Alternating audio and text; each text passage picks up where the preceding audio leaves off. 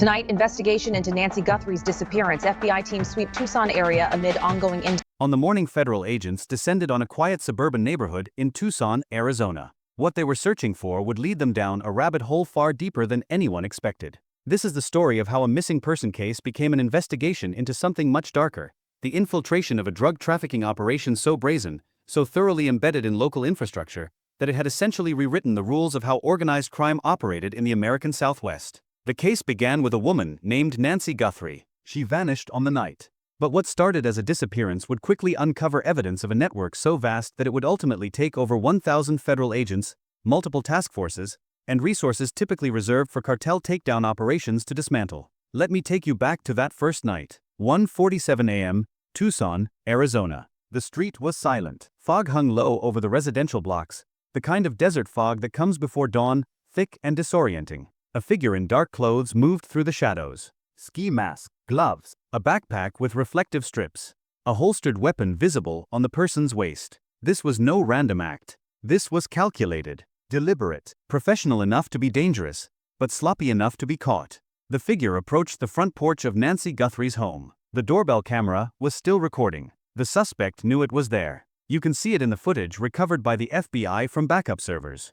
The person's hand rises to shield the camera lens. Flowers from the landscaping are pulled to block the view. The suspect is buying time, methodically disabling the device at 1:47 a.m. exactly. 8 minutes later, at 1:55 a.m., Nancy Guthrie would disappear from her home. And for 8 days, there would be nothing. No video, no clear leads, no images of the person who took her. The FBI released the footage publicly. High-resolution images pulled from residual data in cloud backup systems. The ski-masked figure, the gun, the backpack, the careful, deliberate way the person moved across the porch suggested familiarity with the location. Not panic, not urgency, familiarity. Within hours of the release, something else happened. Federal agents, FBI and Pima County Sheriff's investigators appeared in Annie Guthrie's neighborhood. Annie is Nancy's daughter. This was 10 to 15 minutes away from Nancy's home. The same afternoon the video dropped, agents knocked on every door on Tornero Street. They asked for permission to search backyards.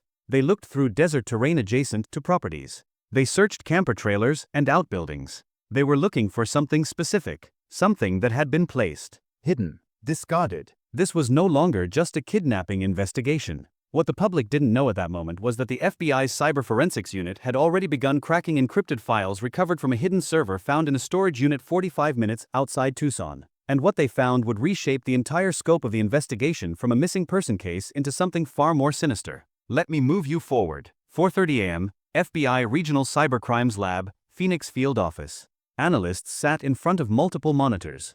The encrypted files were breaking. And as they did, a network diagram began to materialize. Not just a kidnapping, not just one perpetrator, a trafficking operation, a distribution hub, a money laundering apparatus that had been operating under the cover of legitimate. It wasn't a random abduction. Nancy Guthrie's son-in-law, Tommaso Cioni, had discovered something he shouldn't have. He worked in logistics. And in his routine audit of shipping manifests for a supposedly legitimate agricultural distribution company called Verde Valley Exports, he found discrepancies. Manifests didn't match actual shipments. Tonnage weights were inflated. Routes bypassed standard weigh stations. The pattern was unmistakable. The company was moving something other than produce. Tommaso had started asking questions. And then Nancy Guthrie went missing. What the FBI uncovered over the next 48 hours of analysis was a shell corporation network spanning 5 states. Verde Valley Exports was just one piece. There were fake nonprofit foundations moving money through charitable donations. Restaurant chains in Phoenix, Tucson, and Las Vegas that reported massive cash receipts but minimal actual customers. A logistics firm based in Nogales that coordinated border crossings. Offshore accounts registered in the Cayman Islands and Panama routing funds through cryptocurrency exchanges to obscure the digital trail. This wasn't amateur hour. This was institutional. And at the center of it all was one person, Governor Samuel Hargrove. Hargrove had been elected 2 years prior on a tough-on-crime, border security-first platform. He'd built his political career on appearing tough on cartels. Public speeches about defending Arizona. Photo opportunities with state police. But behind closed doors, he had become something else entirely. A facilitator. A command center. A shield for a drug trafficking operation so thoroughly woven into Arizona's infrastructure that it had essentially become a state within the state. The digital evidence was damning. Encrypted messages to Tommaso Sioni demanding information about his logistical knowledge. A payment structure funneling $200,000 monthly into Hargrove's shell company accounts. Authorization keys found in Verde Valley export servers that matched the governor's personal encryption signature. Access logs showing Hargrove's chief of staff had coordinated with cartel operatives to identify weaknesses in Border Patrol schedules. This wasn't corruption. This was command-level collusion. This wasn't negligence. This was engineered treason. Nancy Guthrie's kidnapping wasn't a crime. It was a warning. A message to anyone who might ask questions about what was really moving across Arizona's borders. But the FBI didn't stop at the server room. 5:15 a.m., Operational Command Center, Phoenix Field Office. Satellite imagery covered every wall. Digital maps pulsed with dozens of red markers across Arizona, Nevada, and Southern California. Over 1,400 federal agents were mobilized. SWAT teams briefed. DEA task forces positioned. Black Hawk helicopters fueled and ready. U.S. Navy personnel stationed at port operations in San Diego for potential maritime interdiction. DHS Border Patrol units consolidated at strategic crossing points. This wasn't a standard raid. This was a full-spectrum takedown operation. The operation was called Shadow Route Eradication. At 5:32 a.m., the first wave hit. In the foothills outside Apache Junction, a converted warehouse operated as a drug superlab. 300 kilograms of methamphetamine seized. 32 cartel members in custody. Equipment for pressing fentanyl pills found intact in sealed containers. 2.1 million counterfeit fentanyl pills arranged in shipping boxes labeled as pharmaceutical inventory. Agents moved through the facility like shadows. Breaching charges. Flashbangs. Suspects on the ground, hands zip-tied behind their backs. At 5:44 a.m., simultaneously, a mansion in the Phoenix Hills neighborhood. This was where Hargrove's lieutenant, a cartel logistics coordinator named Miguel Reynoso, conducted operations. The home was wired with state-of-the-art servers. Fiber optic lines ran through the walls. A basement contained communications equipment capable of maintaining encrypted channels with cartel command centers in Mexico. Agents seized $41 million in cash, stacked in plastic bins, sorted by denomination, ready for wire transfer. Reynoso was arrested trying to flee through a desert access road on an ATV. At 6:12 a.m., 3 miles from the Mexican border near Nogales, federal agents discovered the tunnel system. 3 separate underground passages, reinforced with concrete, equipped with electric lighting and ventilation systems.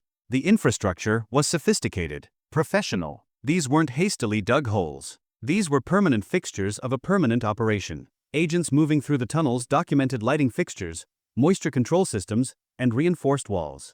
This operation had been moving narcotics, weapons, and people across the border on an industrial scale. At 6:38 a.m., across the state in Tucson, agents executed a warrant on a massage parlor operating under the business name Lily Spa. What they found was a human trafficking transit house. 17 women from Vietnam and Thailand recovered. Medical records showing they had been controlled through debt bondage. Multiple fentanyl pills found in the establishment. The location functioned as a distribution point for street-level dealers and a holding facility for victims being moved deeper into the sex trafficking network. The operation had been using migrant smuggling routes and human trafficking corridors as cover for narcotics movement. By 7 a.m., the scope of the seizures was staggering. Across 14 simultaneous raids in 4 states, federal agents had seized 840 kilograms of cocaine, 290 kilograms of heroin, 600 kilograms of methamphetamine, 2.1 million counterfeit fentanyl pills, 83 weapons, $412 million in cash and liquid assets,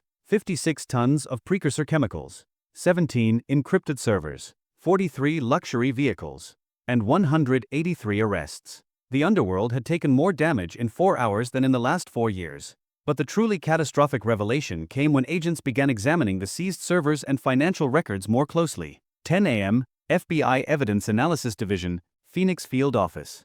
Investigators were now looking at internal communications, payment ledgers, and operational logs. What emerged was a second security force, a parallel enforcement system operating within Arizona law enforcement itself. 7 Arizona state police officers on cartel payroll. 3 DEA informants who had actually been feeding information back to cartel handlers. 12 sheriff's deputies in Pima County coordinating with migrant smugglers. 5 federal border patrol agents deliberately scheduling maintenance shutdowns at way stations precisely when cartel convoys were scheduled to pass through. A Pima County Superior Court judge, Judge Patricia Mendez, who had been suppressing warrants and delaying investigations into Verde Valley exports for 18 months. The payment structure was methodical. Sergeant David Kershaw, a 12-year patrol veteran, had been receiving $40,000 monthly for coordinating radio chatter and alerting cartel operatives to enforcement activities. Lieutenant James Corrales had been paid $70,000 monthly specifically to ensure the patrol grids in high-trafficking areas were systematically understaffed during peak movement hours. Judge Mendez had received $120,000 monthly, deposited into accounts registered under her husband's business shell, for judicial obstruction. When federal agents arrested these individuals over the next 72 hours, the emotional toll was visible. Sergeant Kershaw, a father of 3, being led out of the Tucson Police Department in handcuffs by his former colleagues. Lieutenant Corrales, a respected community relations officer, sitting in an interrogation room, finally admitting that cartel operatives had approached him 8 years ago with photographs of his gambling debts and an offer: cooperate, or his family would pay the price. These weren't villains in the traditional sense. They were corrupted, turned, compromised at the pressure point where personal vulnerability met organized crime's unlimited resources.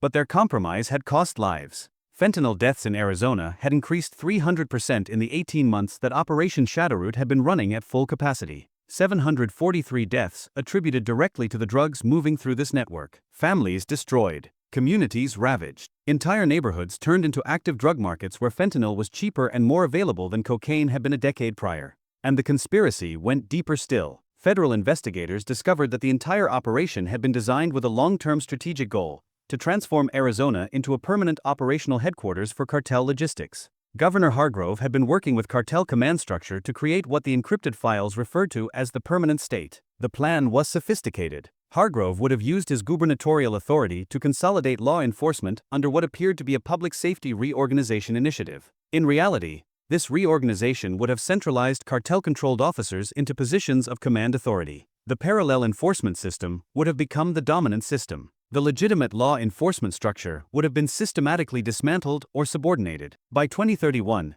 Arizona would have effectively become a cartel-controlled state operating under the appearance of legitimate governance. This wasn't infiltration. This was a redesign, a blueprint for the cartel takeover of state apparatus itself. The files made clear that Hargrove had been in direct communication with cartel command in Sinaloa. Encrypted messages showed tactical approval for the kidnapping of Nancy Guthrie. They showed coordination with Miguel Reynoso regarding the expansion of the superlab capacity. They showed approval for the human trafficking operations at Lily Spa and 5 other similar facilities operating throughout Arizona and Southern California. When federal agents executed the warrant on Governor Hargrove's residence in Phoenix at 11:45 a.m., they found him in his private study. He didn't resist. He was reading a document when agents entered. The document was a digital printout of his own encrypted messages to cartel handlers. Someone inside his organization had turned. Someone in his inner circle had been working with the FBI the entire time. Hargrove was arrested without incident. But in the hours that followed,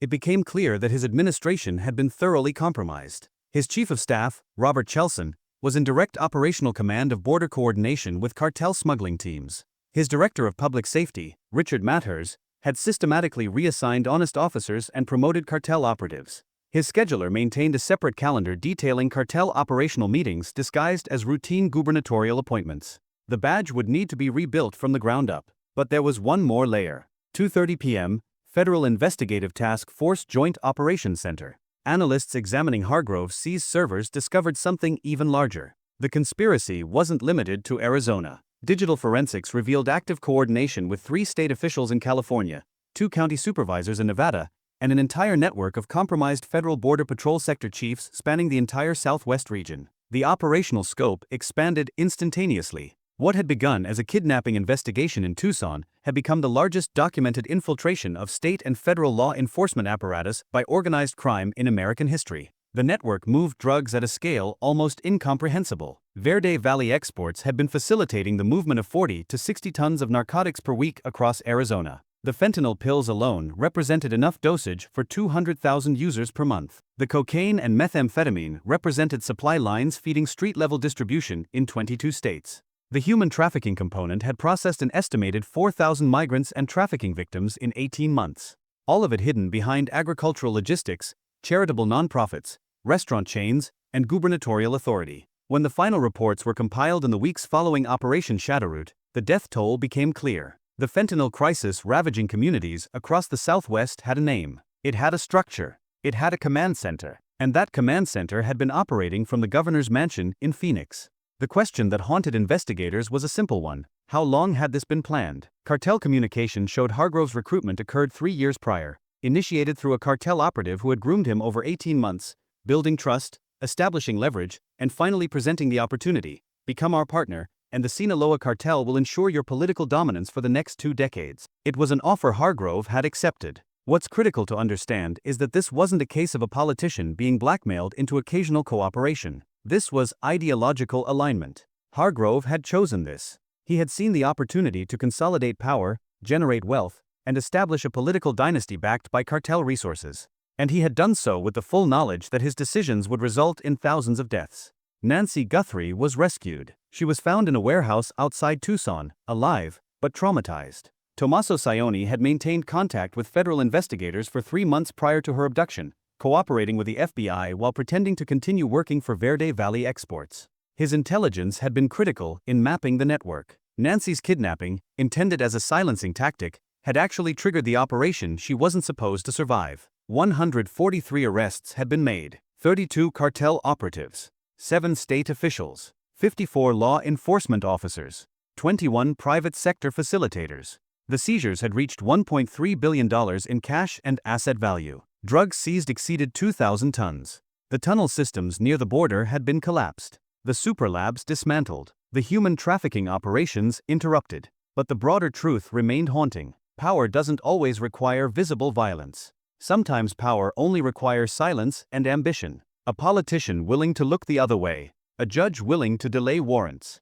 A police sergeant willing to answer his phone at 2 a.m. and provide tactical information. Each individual compromise, small in isolation, created a larger system of capture so complete that an entire state had essentially become a cartel resource. The real cost of this operation wasn't measured in tons of narcotics or millions of dollars seized. It was measured in the lives lost to fentanyl overdose. It was measured in families destroyed by addiction. It was measured in children removed from homes where trafficking victims had been housed. It was measured in communities where the drug trade had become the dominant economic structure. This story is a warning, not about cartels, which have always existed, but about the vulnerability of democratic institutions to organized crime when those institutions contain individuals willing to trade their oath for profit and power. The system requires constant vigilance.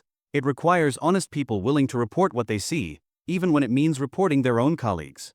It requires oversight. It requires accountability. If you're still watching, if this story resonated with you, share it. Comment expose. If you believe that political infiltration by organized crime needs to be dragged into the light and prosecuted without mercy, tag 3 people who need to see this. The investigation into Operation Shadowroot is ongoing. Additional arrests continue to be made. Additional networks, similar in structure but operating in other states, have been identified and are now under active federal investigation. Remember, this story is entirely fictional, created as a dramatized narrative for educational purposes about the dangers of institutional corruption and organized crime infiltration. The characters, officials, and specific incidents are products of creative storytelling, not actual events. The real lesson is this: institutions are only as strong as the people within them, and the people within them are only as honest as their willingness to resist the seduction of power and profit when organized crime comes knocking.